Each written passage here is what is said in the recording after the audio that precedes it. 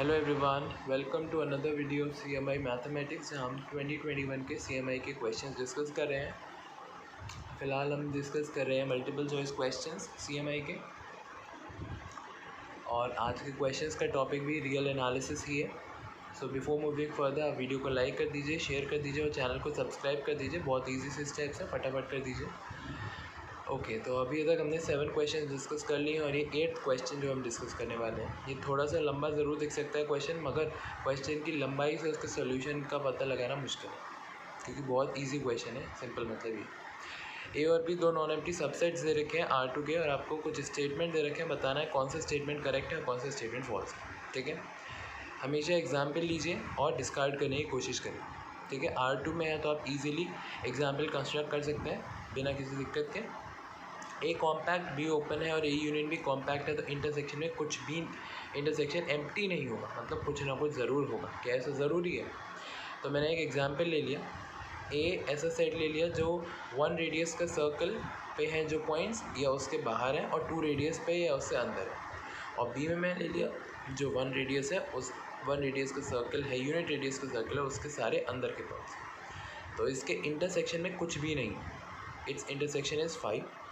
ए compact है, be open है clearly, और ए यूनियन भी अगर देखा जाए तो वो भी कॉम्पैक्ट। तो सारी हाइपोथेसिस सेटिस्फाई कर रहा है, मगर इंटरसेक्शन में कुछ भी नहीं। तो ऑप्शन ए हो गया हमारा गलत, राइट। ऑप्शन ए में कह रहा है कि कुछ ना कुछ ज़रूर होगा, वो क्या कर। दूसरा ऑप्शन में कहता है ए और बी अगर पाथ कनेक्टेड है और इंटरसेक्शन एम्प्टी नहीं है तो यूनियन भी पाथ कनेक्टेड। अब ये तो मतलब डायरेक्टली आपको डेफिनेशन आपको पाथ कनेक्टेड की, और कुछ नहीं। ए और बी पाथ कनेक्टेड मतलब ए से बी तक एक पाथ, ए और बी पाथ कनेक्टेड मतलब ए में कोई भी 2 पॉइंट ले लो तो उनके बीच में एक पाथ मुझे मिल जाएगी, और सेम फॉर बी। और जब ये कंडीशन न दे दी कि इंटरसेक्शन भी एम्प्टी नहीं है, तो यानी कि इंटरसेक्शन में कोई ना कोई एलिमेंट ज़रूर है। अब उस एलिमेंट की मदद से हम एक पाथ बना सकते हैं ए से लेके बी तक। एलिमेंट उठाओ ए में, इंटरसेक्शन तक जाओ उस एलिमेंट तक जो दोनों में है, और वहाँ से बी तक ले जाओ, तो ए यूनियन बी भी पाथ कनेक्टेड हो गया। तो क्लियरली ये ऑप्शन करेक्ट है। मतलब ये तो डायरेक्टली एक बोनस क्वेश्चन ऑप्शन था, पाथ कनेक्टेड की सिर्फ डेफिनेशन थी और कुछ नहीं। अगर यहाँ ये नहीं दिया होता कि इंटरसेक्शन 5 नहीं है तो दिक्कत हो जाती, तो हम अलग अलग बॉल्स ले लेते यूनिट रेडियस की जो डिसजॉइंट होती, और वहाँ से हम बताए थे कि ये पाथ कनेक्टेड है। पर क्योंकि इंटरसेक्शन में कुछ भी नहीं, इंटरसेक्शन 5 नहीं है, कुछ ना कुछ ज़रूर है, तो उसी से हमने पाथ कनेक्टेड, राइट।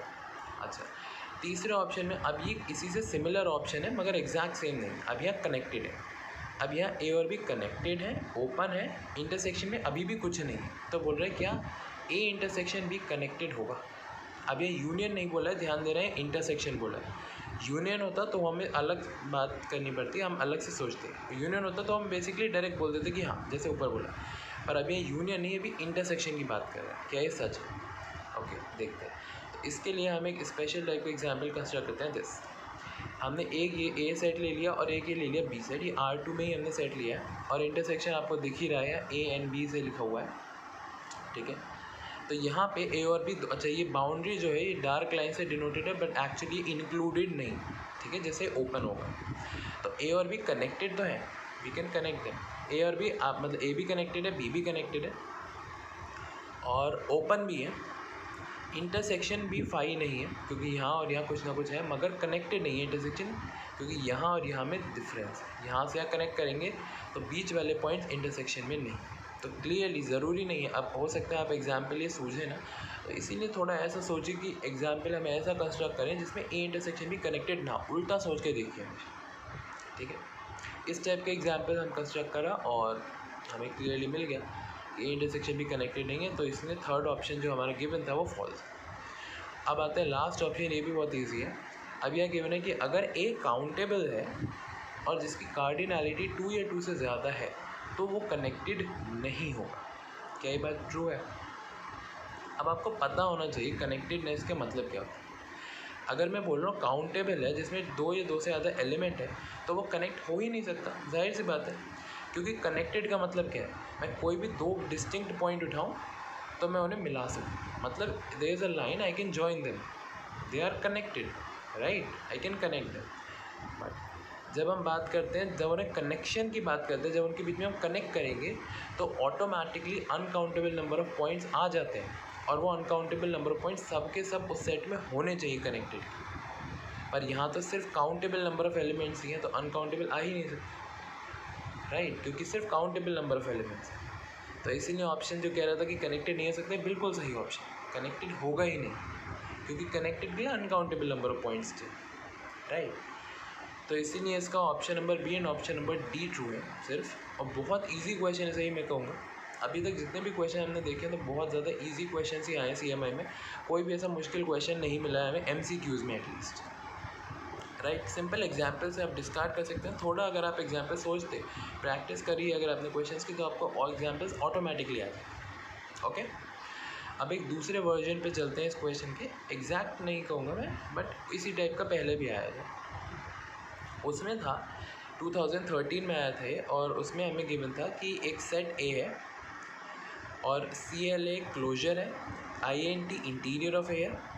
तो आपको बोला था कि there is a set A subset of R such that what thing happens, कि ऐसा कोई सेट होगा क्या कि जिसके लिए A क्लोजर है इंटीरियर पेयर वाइज डिस्टिंक्ट हो, या closure of interior of A pairwise distinct हो, या इनमें से कौन सा होगा। तो जस्ट आपको एक सेट ढूंढना था। अब इसमें सिंपल एग्जाम्पल ढूंढना है। अगर एग्जाम्पल ढूंढ लिया आपने देन यू आर डन, ठीक है। भैया बहुत अच्छा एग्जाम्पल, यहाँ पे बहुत अच्छा रिजल्ट आपको देखने को मिलेगा इस क्वेश्चन से। अच्छा, पेयर वाइज डिस्टिंक्ट का मतलब होता है डिसजॉइंट नहीं बोला है, डिस्टिंक्ट बोला है, दोनों में डिफरेंस है। जब मैं डिसजॉइंट की बात करता हूँ तो मैं कहता हूँ कि A और B दो सेट डिसजॉइंट होंगे अगर उनमें कुछ भी कॉमन नहीं है, राइट, एक भी एलिमेंट का कॉमन नहीं।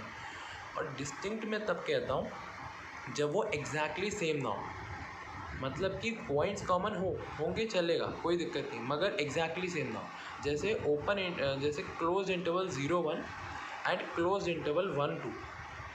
अब ये दोनों डिसजॉइंट नहीं है, क्यों? क्योंकि इनमें 1 आ रहा है, मगर डिस्टिंक्ट है। क्यों? क्योंकि सेम नहीं है वो दोनों, सारे पॉइंट्स एग्जैक्टली सेम नहीं है दोनों में। एक में 0 से 1 के बीच के पॉइंट्स आ रहे हैं, एक में 1 से 2 के बीच। तो ये डिफरेंस होता है डिस्टिंक्ट और डिसजॉइंट में, वही आपको पढ़ना भी है, ठीक है। अब बहुत इजी से एग्जांपल हम इसमें कंस्ट्रक्ट करते हैं। ए ले लिया हमने close 0 open interval 1 semi close interval n union another semi close interval 1-2 and the singleton 3। तो अगर क्लोजर की बात करें तो क्लोजर में क्या हो जाएगा, 0-1 का क्लोजर क्लोज इंटरवल 0 है, 1-2 का क्लोज 1-2 और 3 का ऐसे ही रहेगा, क्योंकि closure means A union limit points का सेट, राइट। तो ए में है वो तो डेफिनेटली होगा।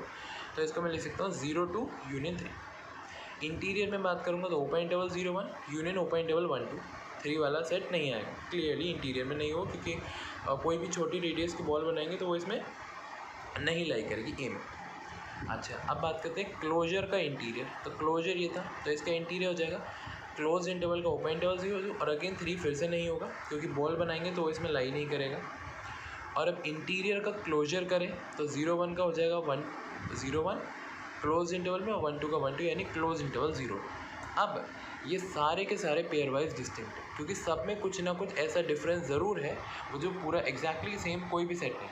अब जैसे पहले वाले को देखें ए, अब ए में 3 आ रहा है, जबकि interior of A closure interior और इंटीरियर ऑफ क्लोजर में कहीं भी 3 नहीं है, तो ये इन तीनों से डिस्टिंक्ट है। अच्छा, क्लोजर ए से डिस्टिंक्ट है क्योंकि ये 1 आ रहा है, क्लोजर ए में 1 है मगर ए में 1 नहीं है, तो ए सबसे डिस्टिंक्ट हो गया। क्लोजर की बात करें तो क्लोजर ए से तो डिस्टिंक्ट है ही। अच्छा, क्लोजर में अगेन 3 है, बाकी सब में नहीं है, तो डिस्टिंक्ट हो गया। इंटीरियर की बात करें तो इंटीरियर में 0 है, इंटीरियर में 1 नहीं है, जबकि यहाँ पे भी 1 है और यहाँ पे भी 1 है, तो ये भी डिस्टिंक्ट हो गया। इंटीरियर ऑफ क्लोजर ऑफ ए में 0 और 2 नहीं है, जबकि क्लोजर ऑफ इंटीरियर ऑफ ए में 0 और 2 दोनों। तो इस सेट से ये तीनों भी पेयर वाइज डिस्टिंक्ट है, ये भी पेयर वाइज मीन्स किसी भी एक पेयर को ले लो वो डिस्टिंक्ट होना चाहिए। तो ये सारे के सारे डिस्टिंक्ट। तो ये बहुत अच्छा एग्जाम्पल है, आपको पता होना चाहिए इस टाइप के एग्जाम्पल का। इस टाइप से एक कंस्ट्रक्ट करेंगे semi close interval 0-1 union semi close interval 1-2 union singleton 3। तो ये सारे के सारे पेयर वाइज डिस्टिंक्ट है। ओके, आई होप आपको समझ में आया होगा। तो इसीलिए इसका final answer A, B, C and D चारों होंगे। अगर आप ओरिजिनल पेपर में देखेंगे तो वहाँ उन्होंने सिर्फ option A he correct they रखा है, मगर वो नहीं है, वहाँ एक टाइपिंग मिस्टेक है, इसके चारों ऑप्शंस करेक्ट है। ओके, अब हम चलते हैं आज के होमवर्क क्वेश्चन की तरफ। बहुत इंटरेस्टिंग क्वेश्चन है और इसी क्वेश्चन से रिलेटेड है अभी। सो क्वेश्चन है कि what is the largest number of distinct sets obtainable by repeatedly applying the set operations of closure and complement to a given starting subset of a topological space। मतलब कि सबसे ज़्यादा number of distinct set हम कितने obtain कर सकते हैं अगर हम बार बार ऑपरेशन, रिपीटेड ऑपरेशन लगाएं क्लोजर का और कॉम्प्लीमेंट का। किसी भी एक स्टार्टिंग सेट ले लें, जैसे हमने ए लिया था पिछले क्वेश्चन में, फिर हमने क्लोजर लिया, closure of A, interior of A, interior का क्लोजर किया, क्लोजर का इंटीरियर किया। इसी तरह हम अगर हम करते रहें तो हमें एट मोस्ट मैक्सिमम सबसे लार्जेस्ट नंबर कितने डिस्टिंक्ट सेट मिल सकते हैं। डिस्टिंक्ट थे वो 5, तो जैसे उस सेट के लिए हमें 5 डिस्टिंक्ट मिले, तो और हम कितने मैक्स टू मैक्स हमें कितने डिस्टिंक्ट मिल सकते हैं हमें वो बताएं।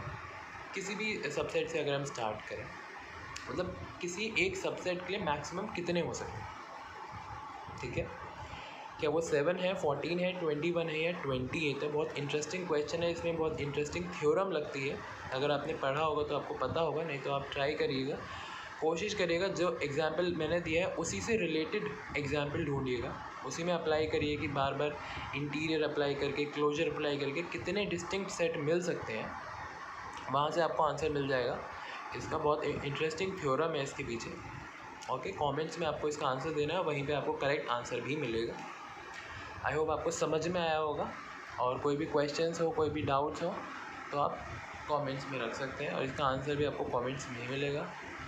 Don't forget to like the video, share it with your friends and subscribe to the channel because it's free. Guys please do it. Okay, so all the very best and thank you very much.